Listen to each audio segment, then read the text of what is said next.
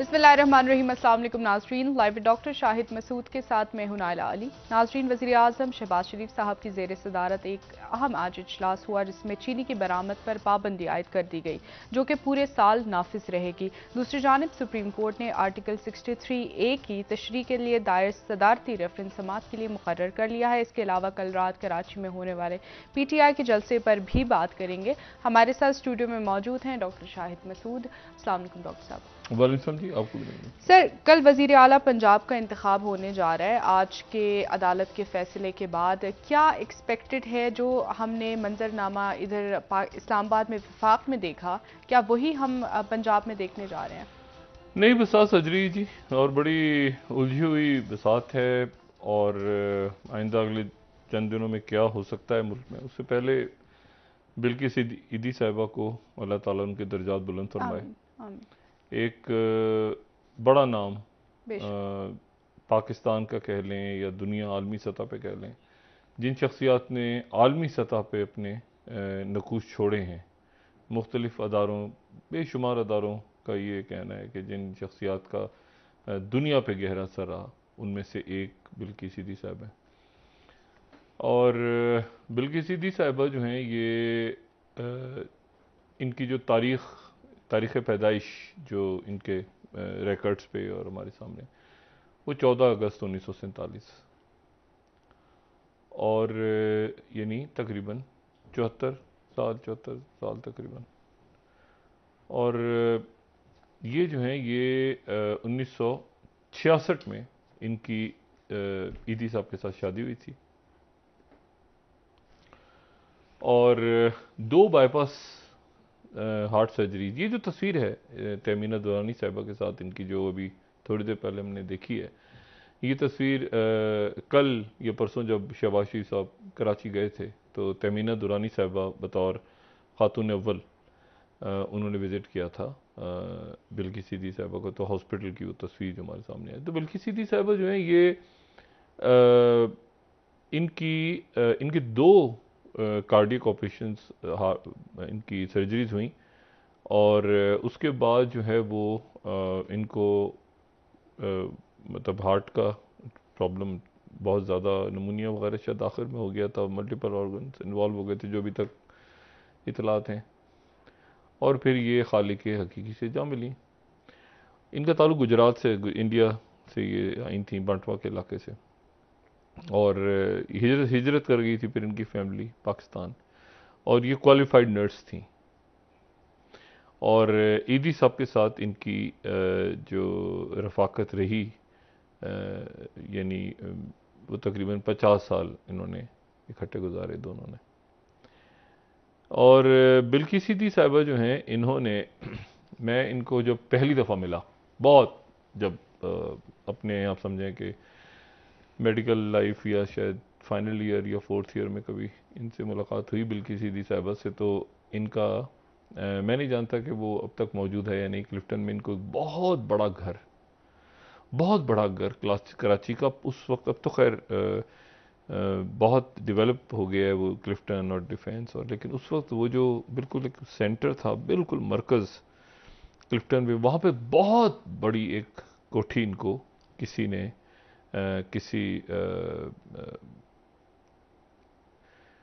ने इनको डोनेट किया था।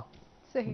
अच्छा, और उसमें जब वहाँ मैं गया मैं, मेरे साथ मेरे कोलीग्स भी थे, तो बिल्किस ईदी साहिबा ने कहा कि आओ, उनका मैसेज आया, तो हम लोग गए देखने के लिए।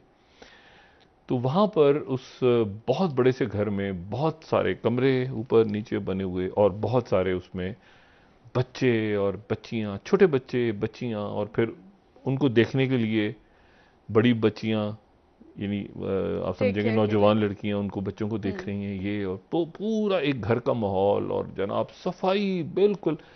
मुझे नहीं पता कितने बच्चे थे उस वक्त, लेकिन मेरा ख्याल है कोई 400 500 300 बच्चे तो होंगे कम से कम, और बड़े उसमें तरीके से वो, बहुत, एक घर था या 2 घर थे गालिबन, बड़ी सी कोठी। अब मुझे नहीं पता अब इस वक्त वो क्या है उसको, मैं आपसे कई साल पहले की बात कर रहा हूँ।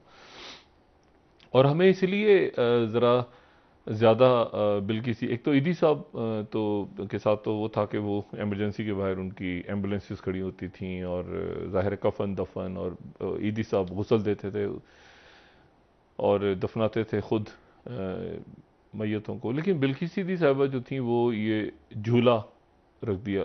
हमारे जो जो गायनी वार्ड था हॉस्पिटल का, जिना हॉस्पिटल कराची का, उसके उसके बाहर झूले रखे हुए थे कि बच्चों को यहाँ पे मारे ना और कचरे में ना फेंकें बल्कि झूले में डाल दें।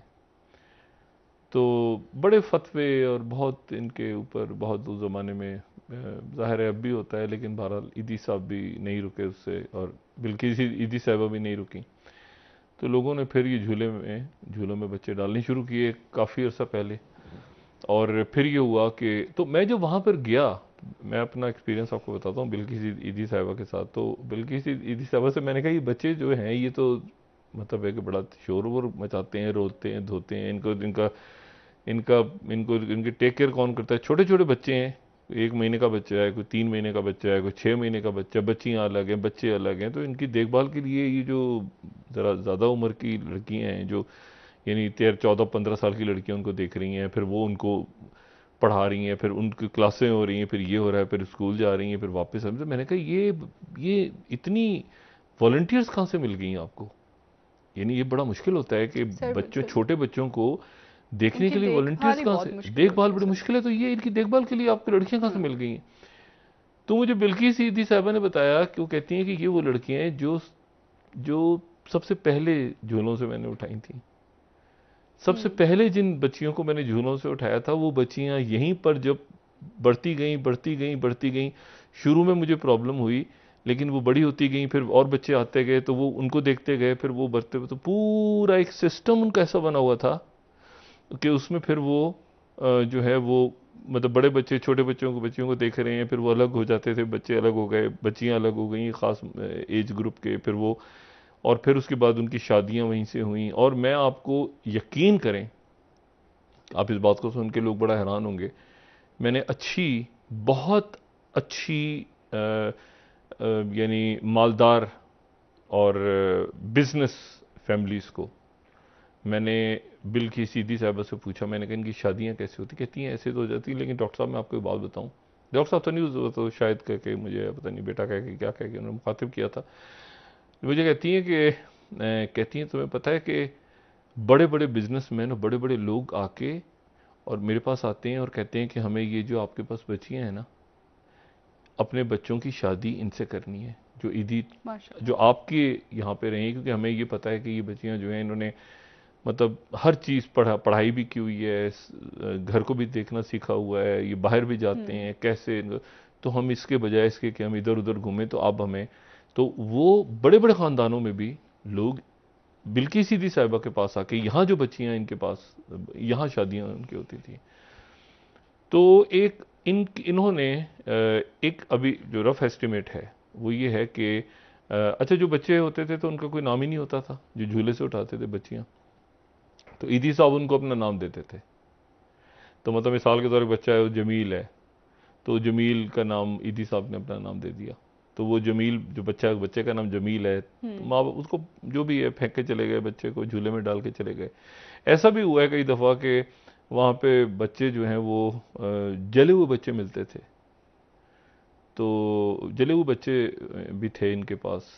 तो इनसे पूछा कि बच्चे जले हुए बच्चे क्यों रखे हुए हैं? तो उन्होंने कहा कि ये वो बच्चे हैं जिनको कूड़े में फेंक दिया और फिर कूड़े में आग लग गई सुबह, तो लोगों को एहसास हुआ कि कूड़े में तो बच्चा पड़ा हुआ है, तो बच्चे को उठाया तो जला हुआ बच्चा, तो फिर ईदी। तो इस तरह से भी तकरीबन 42,000 42,000 बच्चों को बिल्किस सीदी साहिबा के जो बच्चे हैं, एक तो इनकी 4 अपने बच्चे हैं ना, जीनत, कुबरा, फैसल, और एक और इनके हैं अलमास गालिबन हैं इनकी बेटी। तो एक तो इनके 4 तो अपने हैं, लेकिन सारी अपने, इनके 42,000 बच्चे हैं, परवरिश की है उनको माँ कहते हैं। 42,000 बच्चे और बच्चियाँ 42,000, यानी आप ये देखें कि 42,000 बच्चे जो हैं वो इनको माँ कहते हैं। और उन्होंने इन्हीं को देखा है और इन्होंने उनको पाला है और उनकी शादियां की हैं 42,000। तो अल्लाह ताला उनके दर्जात बुलंद फरमाए। आमीन आमीन। और क्या कमाल शख्सियत, बेशक क्या कमाल शख्सियत। और बहरहाल अच्छा, अब पाकिस्तान का जो सियासी मंजरनामा है वो तो बहुत ही गुजारिश है सबसे, हमारे नाजरीन से, कि इनके लिए दुआ करें और फातिहा पढ़ें। और अच्छा, अब जो सियासी मंजरनामा है वो तो इतना धुंधला हुआ, नई बसात जो है उसका कोई सर पैर समझ नहीं आ रहा। ये मुझे नहीं पता कि अब जो हुकूमत इस वक्त है वो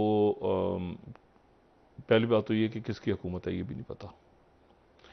ये हुकूमत जो है इसमें इमरान खान साहब के जाने के बाद नवाज शरीफ साहब इसमें डिफेक्टो वज़ीर आज़म हैं, दिलों के वज़ीर आज़म, ठीक है, दिलों के वज़ीर आज़म डिफेक्टो हैं, और वो वापस आ रहे हैं जी। और वापस आने के बाद जाती उम्रा जहाँ पे उनकी रिहाइशगाह है वो वहाँ पर पासपोर्ट वगैरह उनका और बाकी जो मामलात हैं वो उनके ठीक हो जाएंगे, उनकी तबीयत भी बेहतर हो गई है, तो वो आएंगे वापस और जाती उम्रा में वो क़याम करेंगे। तो डिफेक्टो तौर पे वही सारे फैसले कर रहे हैं। डिफेक्ट जो जाती उम्र है वो भी कैंप ऑफिस। लेकिन मैं जो बात कह रहा हूँ ना कि हुकूमत, इस हुकूमत का नाम मैं इससे सोच रहा हूँ कि ये कैसे, इस हुकूमत का नाम क्या दिया जाए, ये एक सवाल है मेरे जहन में, एक सवाल है। मतलब मिसाल के तौर पे इसमें ये मुस्लिम लीग नून की हुकूमत है क्योंकि वज़ीर आज़म मुस्लिम लीग नून के हैं, और बाकी वजारतें जो हैं वो ज़ाहिर शहबाज शरीफ साहब हैं, और बाकी जो हैं, मतलब देखें ना 172 सीटें चाहिए होती हैं ना, हमें हर एक को पता है 172 की का नंबर है ना, तो मुस्लिम लीग नून के पास 84 सीट्स हैं। पंजाब से डॉक्टर साहब या यहाँ कौमी असम्बली की बात हो रही है, 172 चाहिए वजीर आजम बनने के लिए, जी। तो इनके पास 84 सीट्स हैं मुस्लिम लीग नून के पास। यानी अगर आप डबल भी कर दें, अब डबल भी कर दें, ये आप देखें ना, ये एक यहाँ रोकें, अब ये देखें जरा, अब इसको डबल कर दें आप 84 को, 84 से तो फिर भी 172 नहीं बन रहा है गालिबन। सही। तो अब पीपल्स पार्टी के पास है 56। अब ये जो हुकूमत है, ये हुकूमत आप ये देखें कि ये हुकूमत जो है ये इसको किस तरह से लिया जाए। क्या ये मुस्लिम लीग नून की हुकूमत है जिसमें बाकी इत्तेहादी हैं, या ये, एक तो ये ना कि ये मुस्लिम लीग नून की हुकूमत है, हम इस तरह कह सकते हैं कि मुस्लिम लीग नून की हुकूमत आ गई, ठीक है, या हम ये कहेंगे कि ये एक मखलूत हुकूमत है, तो फिर ये बड़ा, या ये कि कोई ये कौमी हुकूमत है, या ये है कि ये एक, इस हुकूमत को किस नाम से पुकारूं, क्या नाम है तुम्हारा, इसको क्या कहा जाए इस हुकूमत, मतलब एक होता है ना कि ये हुकूमत आ गई है, मतलब एक पीटीआई की हुकूमत है, एक उसमें इत्तेहादी हैं, एक हुकूमत जो है, ये हुकूमत इस तरह से है कि 172 फिगर्स देखें, 172 चाहिए, बहुत मुअल्लक हुकूमत कहा जाए तो बेहतर है, क्योंकि नंबर्स बहुत, ये मैंने कहा पार्लियामेंट की साख्त ही अजब सी हो गई है, अजब साख्त है कि इस 84 इधर लोग हैं और 56 मिलेंगे, फिर उसके बाद दूसरे मिलेंगे, फिर 30, सब मिलेंगे तो कहीं जाके वो 172 का नंबर मिलेगा। खान साहब के लिए मुश्किल हो गया था, ठीक है ना। तो जाहिर है कि ये हुकूमत तो उसी सूरत में है, 84 पे हुकूमत बनी है शहबाज शरीफ साहब का। सबसे पहले तो ये पार्लियामेंट का एक रौला है कि ये क्या है भाई, ये इस हुकूमत को हम जाहिर है कि मुस्लिम लीग नून की हुकूमत कहेंगे, तो मुस्लिम लीग नून की कहना चाहिए वैसे तो, क्योंकि सबसे बड़ी पार्टी तो वही 84 वोट्स के साथ। लेकिन आप देखिए 84 और 172 का फर्क देखें आप सर। बिल्कुल। तो एक तो बात ये हो गई कि ये फिर मुस्लिम लीग नून की हुकूमत है जिसमें बाकी इत्तेहादी हैं, या ये है कि कोई और इसका नाम सामने आएगा तो फिर हम वो नाम लें, मखलूत, कौमी, क्या, किस तरह से एक सारा एक क्या इसका एक, कैसे हम इसको डिफाइन कैसे करेंगे इस गवर्नमेंट को। दूसरी बात ये है कि चैलेंजेस सामने, एक तो बहुत अच्छा फैसला आ गया क्योंकि लोग सुबह से लोगों की जान निकली हुई थी कि ये शायद पेट्रोलियम की कीमतें बढ़ने जा रही हैं, तो वो शायद अभी शहबाज शरीफ साहब ने रोक दिया फैसला। ये फैसला जो था ये तो बिल्कुल ऐसा था कि मतलब वो कहते हैं मरे को मारे, बिजली की कीमतों में, बिजली की कीमतों में हो गया। जो पेट्रोल का तो आया था वो तो 4 रुपये 65 पैसे हो गया, लेकिन जो पेट्रोलियम कीमतों में 21 से 119 रुपये तक ओगरा ने सिफारिशा दी थी 2, और उसमें ये कि मट्टी के तेल में 36 रुपये फी लीटर, 36 रुपये 5 पैसे फी लीटर, पेट्रोलियम की कीमत में 21 रुपये 30 पैसे फी लीटर। और मतलब ये तो फिर लोगों का पता नहीं क्या लेकिन बनना डॉक्टर था। साहब कब तक रोक सकेंगे? नहीं, इसको करना है आगे। वो कह रहे हैं कि जी इसमें से आपको सारी एक जो अच्छा फैसला हुआ वो ये कि चीनी को बाहर भेजने पे पाबंदी लग गई है। ये चीनी जाती थी, बिकती थी, वापस आती थी, ये जो बरामद करने भी सारा धंधा जो अरबों रुपया कमा गए लोग, तो वो सारा जो है वो बंद कर दिया है। तो ये तो अच्छा हुआ है। लेकिन ये जो रौला है कि पेट्रोलियम की कीमतें, ये तो लोगों ने पहले ही मतलब अजीब सा था कि इतनी ज़्यादा सारी सब्सिडीज ख़त्म की जाएं। लेकिन ये फैसला कहीं ना कहीं होगा आने वाले दिनों में। अब कब होगा, कैसे होगा, ये मैं नहीं जानता। लेकिन अभी शहबाज शरीफ साहब ने इसको रोक दिया। आज हो रहा है इत्तेहादियों का इजलास। कल का दिन इंपॉर्टेंट है, वो मैं बताता हूँ क्यों। क्योंकि ये मेक और ब्रेक डेज चल रहे हैं ना। और कल आज जो है वो इफ्तार के ऊपर इत्तेहादी मौजूद हैं साथ। शहबाज शरीफ साहब की पूरी कोशिश है कि पीपल्स पार्टी वजारतें ले ले। पीपल्स पार्टी वजारतें लेना नहीं चाह रही थी, लेकिन लेनी पड़ेंगी। मतलब है कि वो पीपल्स पार्टी उसमें थी कि साइड पे बैठ के देखें और ये, लेकिन पीपल्स पार्टी लेनी को जो है वो वजारतें लेनी पड़ेंगी, वरना सिस्टम गिर जाएगा। सिस्टम वो तो हो गए, राजा परवेज साहब हो गए, मैं वजारतों की बात कर रहा हूँ। अच्छा, मैं वजारतें इसलिए उनको लेनी पड़ेंगी क्योंकि स्पीकर की तो जिम्मेदारी नहीं होती ना कोई गवर्नेंस के अंदर, गवर्नर्स की भी नहीं होती, और जो है वो प्रेसिडेंट भी। और मैं कह रहा हूँ वजारतें जो जिम्मेदार होते हैं किसी मामले के, तो मुशीर खजाना गालिबन मुशीर का, लेकिन शायद वफाकी वजीर भी उनके पास हो, तो वो मिफ्ता इस्माइल साहब। लेकिन इसाक डार साहब की वापसी पहले होगी, नवाज शरीफ साहब की साथ भी हो सकती है, पहले भी हो सकती है। और इसाक डार साहब जो हैं वो बजट तैयार भी कर रहे हैं, और मिफ्ता इस्माइल के साथ भी जो हैं वो राब्ते में भी हैं। और ये बजट जो है ये अब बस सर पे खड़ा है, और क्या करेगा, कैसे होगा, ये एक सबसे बड़ा माशी बहरान एक ऐसा है जो बड़ा चैलेंज है जी। और उसमें मेरा अपना ख्याल ये है कि शौकत तरीन साहब भी ताउन करेंगे कि पहले क्या हुआ था, ताकि एक कम से कम कुछ चीज़ ऐसी जो मुल्क का मामला है सबका, तो वो इनको कितना कैसे हुआ, क्या रीनिगोशिएशन IMF से करनी है, क्या करनी है, वक्त कम है। और ये एक माशी मसाइल सबसे ज़्यादा हैं जो खड़े हुए हैं सामने। अच्छा, फिर और बाकी वजारतों के ऊपर भी आज गालिबन फैसला हो जाना चाहिए। ये भी हो सकता है कि फैसला आज ना हो पाए, लेकिन ये कि बहरहाल मुस्लिम लीग अपना फैसला करने जा रही है, नून पीपल्स पार्टी भी करेगी वजारतें, पीपल्स पार्टी भी लेने जा रही है, MQM भी लेने जा रही है, सब लोग लेने जा रहे हैं वजारतें। और एयाज सादी, अभी जो नाम हमारे सामने आ रहे हैं कि शहरी रहमान साहिबा जो हैं, अच्छा शहरी रहमान साहिबा का वो अमेरिका में एम्बेसडर भी हो सकती हैं दोबारा, वो वजीर इत्तलात भी हो सकती हैं। वैसे तो मरीम औरंगजेब साहब हैं, लेकिन वो वजीर इत्तलात भी हो सकती हैं, वो एज एम्बेसडर भी जा सकती हैं, वो कोई वजारत पे। तो कई जगहों पर शहरी रहमान साहिबा का नाम चल रहा है। एहसन इकबाल साहब और राना सनाउल्लाह साहब, ये पहले भी मैं बात कर चुका हूँ। मेरा ख्याल है कि शायद राना सनाउल्लाह साहब का नाम वजीर दाखिला के तौर पे चल तो रहा है, लेकिन हो सकता है कि एहसन इकबाल साहब हो जाएं, जो दिन भी बात की थी। वो पहले वजीर दाखिला रह चुके हैं, और राना सनाउल्लाह साहब वजीर कानून हो जाए। लेकिन ये वजारतें साद रफीक साहब का भी, वो भी यकीनन होना चाहिए उन्हें। और हिना रब्बानी खर साहिबा, अगर बिलावल भुट्टो जरदारी साहब नहीं लेते वजारत खारजा, अगर वो नहीं लेते, वो लेना चाहते हैं, अगर वो नहीं लेते फर्ज करें, तो फिर हिना रब्बानी खर साहिबा होंगी। शहरी रहमान साहबा का नाम वहाँ पर भी चल रहा है। तो ये आज क्लैरिटी आज ख्वाजा आसिफ साहब गालिबन वजारत दिफा में जा रहे हैं, गालिबन या कोई और वजारत होगी, साद रफीक साहब की वजारत शायद रेलवे की हो या कोई और हो। तो आज काबीना बहरहाल एक मुस्लिम लीग नून की काबीना सामने आ जाएगी, और पीपल्स पार्टी की भी आ जाएगी, क्योंकि स्पीकरशिप हो गई। और अब पीपल्स पार्टी पर भी ये दबाव है कि भाई आप ये सेटअप ये क्या है, 58 सीटें उधर हैं और 56 इधर, आप इधर। तो लेकिन हैविंग सेड दैट, कल जनाब कराची में इमरान खान, और कराची में हुकूमत का सबसे बड़ा चैलेंज, अब सवाल यह है कि क्या वो माशी है, क्या वो खारजी महाज है, क्या वो दाखिली महाज है, क्या वो पार्लियामेंट है, या इमरान खान है।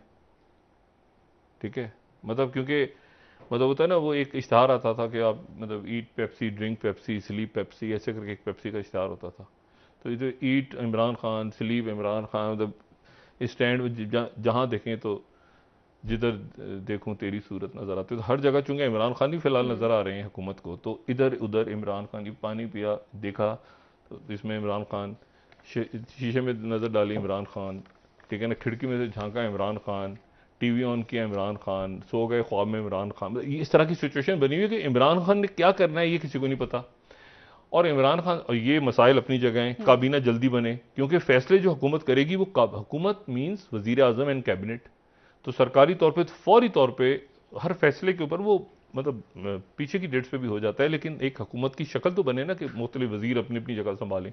मरियम औरंगजेब साहबा वजीर इतलात गालिबन होंगी अगर शहरी ने मान नहीं लेती तो ये कुछ तो फौरी तौर पे आज या कल मेरे ख्याल से ये हो जाएगा, आज ही शायद फाइनल हो जाए नाम और कल हो जाए फाइनल। अब इमरान खान साहब जनाब, कल का दिन इंपॉर्टेंट क्यों है? एक तो ये कि कल पंजाब में इलेक्शन है, परवेज इलाही बमुकाबला हमजा शहबाज,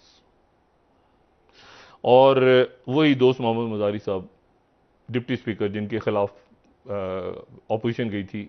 यानी आप अभी पिछले 10 दिन ऐसे गुजरे हैं कि दिमाग लोगों का, ये वो दोस्त मोहम्मद मजारी साहब हैं जिन पे पाबंदी लग गई थी, ये जिन्होंने कहा था कि मैं इजलास नहीं कर रहा और ये होगी सारा, और फिर होटल में इजलास हुआ था। तो कल बिल्कुल ये वही है ना, फिर होटल में इजलास हुआ था फ्लैटिस में, और वहाँ मरियम जो नवाज साहबा गई थी और हमजा शहबाज साहब गए। अब वो कल इलेक्शन हो रहा है हमजा शहबाज बमुकाबला। कल इंशाल्लाह जिंदगी रही तो इस वक्त जब प्रोग्राम कर रहे होंगे तो हम देख रहे होंगे कि हमजा शहबाज साहब जीते हैं या परवेज इलाही साहब जीते हैं।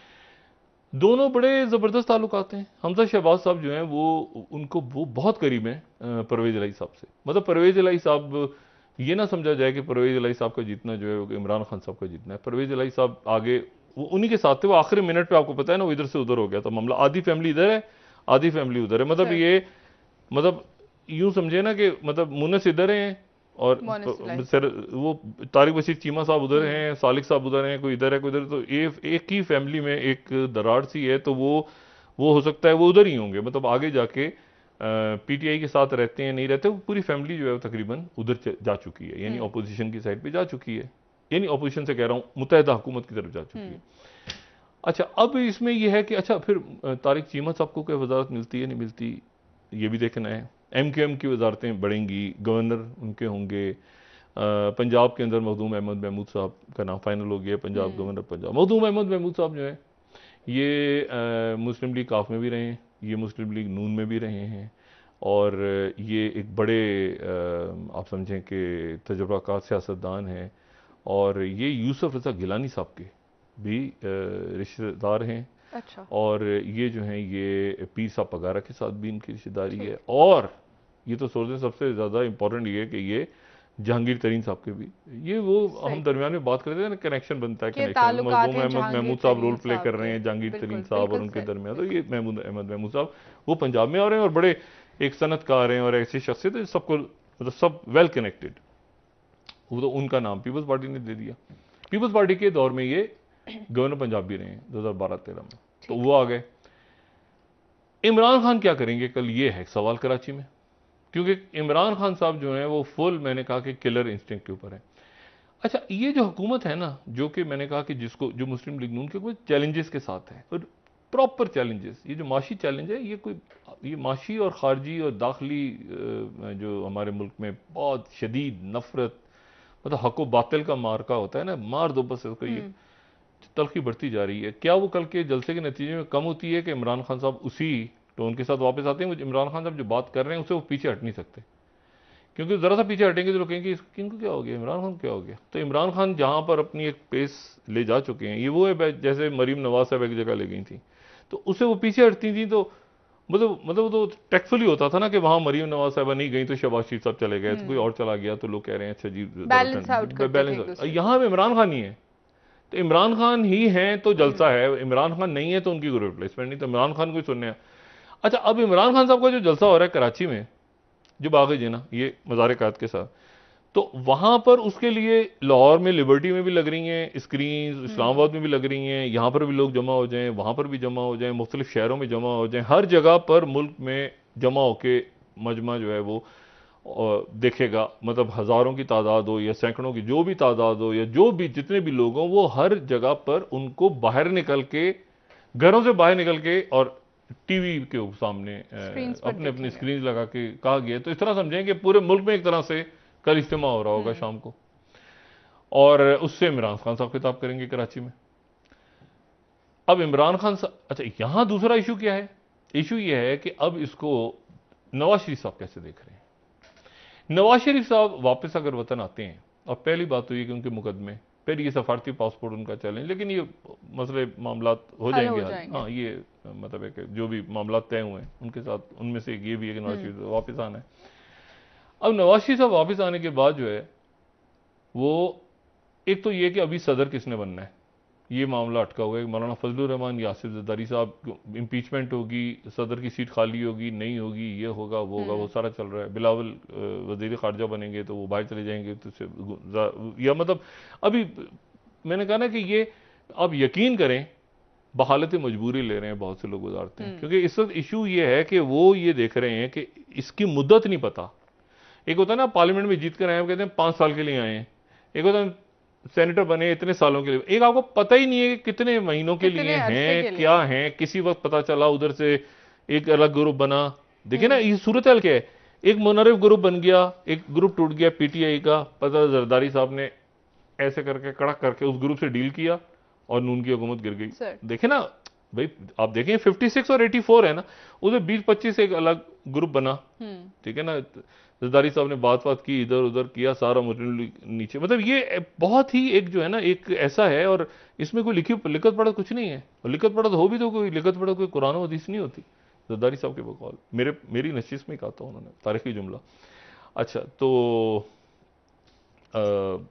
अब क्लैरिटी नहीं है हुकूमत, नहीं क्लैरिटी पार्लियामेंट के साथ 126 निकले हैं, तो 10 तो और निकल गए ना। 10 और लोग ऐसे हैं जो यानी 126 हैं गालिबान आज जो डी नोटिफाई हुए हैं। अब ये जाएंगे इलेक्शन कमीशन में, लेकिन जो असेंबली से हो गए तो असेंबली से चले गए 126। तो इसमें यानी 10 और लोग कौमी असेंबली में उन्होंने दगा दे दिया इमरान खान साहब को। 10 लोगों ने यहाँ पे दगा दे दिया। हो सकता है आगे इलेक्शन कमीशन में जाते जाते वो और तादाद बढ़ जाए, ठीक है ना। हुकूमत उन पे काम कर रही है, हुकूमत भी कर रही है और पीपल्स पार्टी भी कर रही है। तो पीपल्स पार्टी ज्यादा कर रही है, पीपल्स पार्टी। और ये अगर 63A की समात भी हो, अच्छा 63A की समात हो रही है पीर को, ये नाअहलियत वाली, कि अगर वो नाअहल होते हैं तो इस टर्म के लिए होते हैं, नहीं होते। कुछ लोग ये सोच रहे हैं कि यार खुदाया, हमने ये इस वक्त अपनी मतलब है कि एक तो उनकी बचत हो गई, उनकी बगैर तहरीक अदम एतमाद मंजूर हो गई। अब वो ये सोच रहे हैं कि यार हमने तो ये मुनहरफ, हमें तो मुनहरफ तो हो गए, इधर तो आ गए, मगर कोई मतलब है कि हमें कोई वजारतें को हमें भी तो मिल जाए। तो उनकी तो अभी तो उनकी तो दूर है ना, उनका मामला तो दूर है। और वो एमएनए बन के रहेंगे, साथ होता है कि मरात वगैरह हुकूमत का हिस्सा रहेंगे वो। लेकिन मसला ये है कि इस फिर दोबारा मैं बात कर रहा हूँ, पार्लियामेंट में अपोजिशन कौन सी होगी? अपोजिशन कोई भी नहीं है। अब एक ये फॉर्मूला चल रहा है कि जो मुनर्रफ अरकान है उनको जाके वहां पे बिठा दिया जाए, उनको ईवान का कायद बना दिया जाए, और वो खड़े होकर कहेंगे जी हम ऑपोजिशन है। हाँ, मतलब हम ही, उधर भी आप हैं इधर भी आप हैं, बस हम ही हैं। अच्छा, ये हम ही है। नैब खत्म करनी है, एक बात ये है। यहाँ पर अभी मैं इस पे कानूनी लोगों से पूछ रहा हूँ कि ये नैब कैसे खत्म हो सकता है, ये कोई उसमें मतलब इसके कोई कानूनी है, इजीली खत्म हो सकता है, नहीं हो सकता। उसके ऊपर जो मुख्तलिफ आईनी माहिरीन है उनकी आराम तकसीम है। कुछ कहते हैं कि हो सकता है बड़ी आसानी के साथ, कुछ कहते हैं नहीं, इतनी आसानी से तो नैब खत्म नहीं हो सकती, ठीक है। और इसमें ये कॉन्स्टिट्यूशन के अंदर ये है, और वो उसमें बाद में बात करेंगे। लेकिन बहरहाल, अच्छा, नवाज शरीफ साहब ने वापस आना है। वापस आने के बाद नवाज शरीफ साहब ने क्या करना है? नवाज शरीफ साहब ने, ये बात बड़ी इंपॉर्टेंट है जी, नवाज शरीफ साहब के 3-4 इश्यूज हैं जो भी उन्होंने हल करवाने हैं फौरी तौर पे। मियां नवाज शरीफ साहब ने भी करवाने हैं, और जैसे ही नवाज शरीफ साहब वापस आते हैं तो ताकत का मंबा जो है वो हकीकी वजीर आजम से वो यानी नवाज शरीफ साहब की तरफ जाती उम्र शिफ्ट हो जाएगा। या नवाज शरीफ साहब यहाँ आएंगे, अव्वल तो जाहिर है कि उनका जेल वगैरह जाएंगे, बेल होगी, जो भी कुछ होगा वो उस प्रोसेस से गुजर के, लेकिन जब वो आएंगे बाहर तो उसके बाद ये होगा कि वो जो है वो उनकी पहली जो कोशिश है और जो जिसके ऊपर बात चल रही है और जो प्लान का हिस्सा है कि सारा जो मामला प्लानिंग है, वो ये कि उनकी नाअहलियत खत्म हो जाए। ठीक। और जैसे ही उनकी नाअहलियत खत्म होती है तो फौरी तौर पे नवाज शरीफ साहब चौथी दफा वो नहीं कहेंगे, कारकुनान कहेंगे, ठीक है। कारकुनान का दबाव होगा कि नवाज शरीफ साहब आप हमारे वजीर आजम नवाज शरीफ, दिलों के नहीं हकीकी। शहबाज शरीफ साहब भी, मतलब नवाज शरीफ साहब, सारा प्रोसेस जो चल रहा है तो उसमें, और नवाज शरीफ साहब ये बड़ा केयरफुली देख रहे होंगे कि मेरा वोट जो पंजाब का वोटर है वो वोटर कहीं हाथ से ना निकल जाए, क्योंकि वो वोटर इन रियल पॉलिटिक तो आप इस्टेब्लिशमेंट और अदालत और सारे तो चलते हैं ना, लेकिन पब्लिक में तो एंटी इस्टेब्लिशमेंट बयानी के साथ आए हैं ना। तो पब्लिक वो जो बयानी एंटी इस्टेब्लिशमेंट वाला है वो ले गए इमरान खान, इधर मारो मर जाओ गिरा दो ये कर, वो तो बयानिया उनके पास है, ये था नवाज शरीफ साहब के पास, ठीक है ना। अब ये वाला कोई बयानिया थोड़ी है कि जलसे में खड़े होकर प्यारे बच्चों सीधी लाइन बनाओ, ठीक है ना, झूठ ना बोला करो, अच्छे अच्छे काम किया करो, नेक काम किया करो, रोजे रखा करो, ये कोई तकरीर तो नहीं बनती ना। तकरीर तो ये बनती है मारो गिर जाओ उलट दो निजाम गिरा दो, तो वो तो इमरान खान कर रहे हैं। तो इधर हुकूमत में तो इससे पहले कि वो बयानिया उधर चला जाए, सारा का सारा जो मजामती बयानिया है इमरान खान साहब का, इंपोर्टेड हुकूमत है गिरा दूंगा मार, इससे तो उससे पहले इनकी कोशिश ही होगी नवाज शरीफ साहब की कि वो आके अपने वोटर्स को संभालें, ठीक है। क्योंकि शहबाज शरीफ या अगर वो नहीं है फर्ज करें तो मरियम नवाज संभालें, लेकिन मसला ये है कि मरियम नवाज साहिबा अगर उधर से वो संभालती हैं तो फिर वो एक हुकूमत इस्तेकाम चाहती है जो इमरान खान चाहते थे, और पीडीएम चाहती थी अदम इस्तेकाम कि ये चले ना जल्द से इधर उधर उधर उधर। अब इमरान खान साहब निकल आए हैं, वो कह रहे हैं कि मैं इनकी हुकूमत ही चले, ये दिनों का खेल ऐसे उलट यूं हो गया ना। ये वो कह रहे किसी तरह इस्तेकाम हो, किसी तरह मईशत आके बढ़े, खारजा पॉलिसी हो। इमरान खान मैं तो चलने नहीं दूंगा, चला के दिखा दो। मैंने कहा ना कि वो अभी तक जितना कुछ हो रहा है वो ये हो रहा है कि इमरान खान ने क्या करना है, मतलब ये बात देखिए इमरान खान ने क्या करना है। इमरान खान अचानक 21 से 22 हो गया, पता है रात को अनाउंस कर दिया कल जलसा है, उधर पहुंच गए उधर पहुंच गए उधर पहुंच गए उधर। तो वो इमरान खान साहब की जो आगे की प्लानिंग है, उस प्लानिंग में जो है, और ये जो है ये बड़ा इंपॉर्टेंट है कि हुकूमत अपने आप को आज या कल में जब अनाउंस कर देती है तो हुकूमत के जो वज़रा हैं वो ज्यादा अपनी वजारतों में तवज्जो देंगे ताकि कोई काम लोगों को नजर आए, या उनको इमरान खान ड्रैग कर लेंगे कि जलसों में आओ और शाम को प्रेस कॉन्फ्रेंस करना शुरू कर दो। इमरान खान साहब की ये कोशिश, और क्या ये उनके फेवर में होगा? इमरान खान को तो सूट करेगा ना कि वजीर बार बार आके बैठे और आके वजाहतें करें और एंगेज रखें। देखें ना, एहसन इकबाल हैं जवाब देने वाले, बोलने वाले, ख्वाजा आसिफ हैं, एहसन इकबाल हैं, ये अभी मरियम औरंगजेब साहब हैं। तो मतलब है कि क्या वो हुकूमत की बात करें या अपोजिशन के जवाब देते रहें? सही सर, ब्रेक ले लेते हैं, एक वापस आके बात टीम अच्छी इनके पास बड़ी है, मैं सेपरेट कर रहे हैं दो ना कि पॉलिटिकली उनको इमरान खान को किसी हैंडल करना है, गवर्नेंस को, लेकिन इमरान खान किसी की बात ही नहीं सुन रहे। वो तो डायरेक्ट उनका तो निशाना जो है ना वो शहबाज शरीफ साहब और नवाज शरीफ साहब और उधर जरदारी साहब और ऊपर सीधा, तो वो तो किसी के नीचे बात ही नहीं सुन रहे। ठीक है सर, वापस आके बात करेंगे मुल्क की सियासत पर मजीद आपसे। नाज़रीन एक ब्रेक, हमारे साथ रहिएगा।